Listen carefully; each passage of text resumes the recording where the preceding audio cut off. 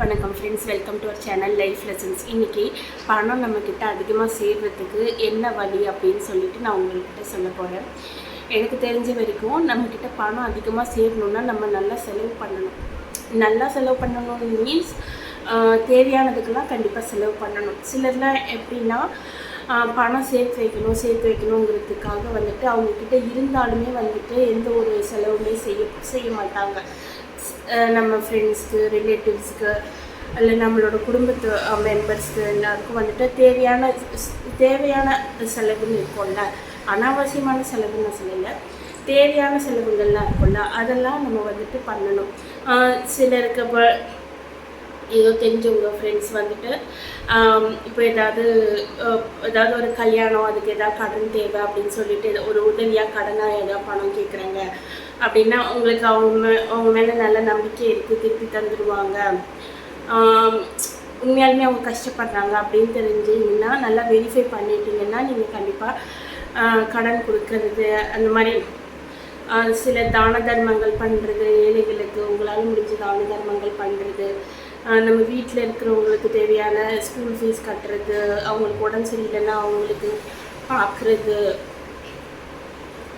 அந்த மாதிரி செலவு பண்ணணும். எந்தெந்த நேரத்தில் செலவு வருதோ அதெல்லாம் கரெக்டாக பண்ணணும். நம்ம வந்துட்டு பணம் சேர்க்கணுங்கிறதுக்காக வந்துட்டு இறுக்கி பிடிச்சிட்டே இருந்தோன்னா வந்துட்டு அப்போ வந்துட்டு நம்மக்கிட்ட வந்து பணம் சேராது. நீங்கள் செலவு பண்ணிங்கன்னா தான், தேவையான விஷயத்துக்கு செலவு பண்ணிங்கன்னா தான், நீங்கள் ஒரு 1000 ரூபாய் செலவு பண்ணிங்கன்னா உங்களுக்கு 2000 ரூபாய் வரும், ஏதோ ஒரு விதத்தில் வரும். சிலர்னா எப்படின்னா நம்ம நம்பி கொடுப்போம், ஐயோ பாவமே கஷ்டப்படுறாங்களே அப்படின்னு சொல்லிட்டு, கடன் கேட்குறாங்களே அப்படின்னு சொல்லிட்டு நம்ம நம்பி கொடுப்போம். நம்மக்கிட்ட வந்து கடன் வாங்கும்போது வந்துட்டு இருக்கிற அந்த பணிவு, அந்த ரெஸ்பெக்டை, அந்த வாக்கு கொடுக்கறது எல்லாம் வந்துட்டு பணத்தை வாங்கிட்டோடனே அவங்க காரியம் ஆனவுடனே மறந்துடுவாங்க. அந்த பணத்தை வாங்கணுமே, அந்த திருப்பி கொடுக்கணுமே அப்படிங்கிற அந்த அக்கறையே இருக்காது. ஸோ அந்த மாதிரி வந்துட்டு இருக்கும்போது அது அவங்களோட பேட் கர்மா.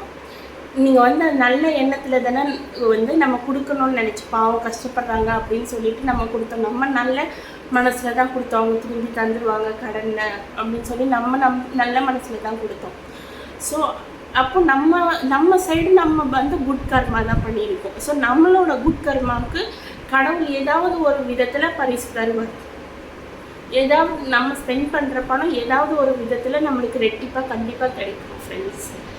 ஸோ எனக்கு தெரிஞ்ச ஒரே வழி, பணத்தை நம்ம செலவு பண்ணால் தான் நம்மளுக்கு பணம் டபுளாக சேரும் ஃப்ரெண்ட்ஸ். வீடியோ பிடிச்சிருந்தால் சப்போர்ட் பண்ணுங்கள். வீடியோ பார்த்ததுக்கு நன்றி.